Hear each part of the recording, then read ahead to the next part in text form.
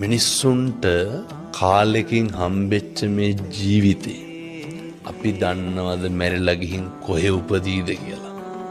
ඒ උපදින තැනද හදාගන්න ඕනේ මෙහෙ ඉඳගෙන ඉන්න තැනද හදාගන්න ඕනේ. මම මේ කතා කරනකොට මම මැරෙන්න පුළුවන්. බැරිද?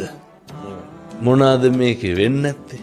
ඊළඟ තප්පරේ කියන්න බෑනේ අම්මේ. හරිම අවිනිශ්චිතයිනේ.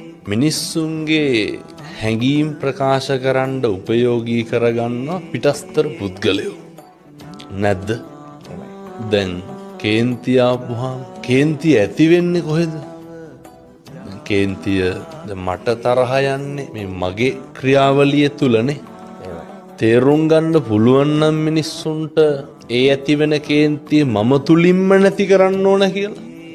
අපේ හිතේ ඇති වෙන කේන්තියට මොකටද පිටස්තරයෝ ගාව ගන්න? ඒකට වක් කියනවා මම එනවා. ඒක මගේ ඇති වෙච්ච කේන්තියක් නේද? එකට පිටස්තරෝ සම්බන්ධ කරගන්න නරකයි.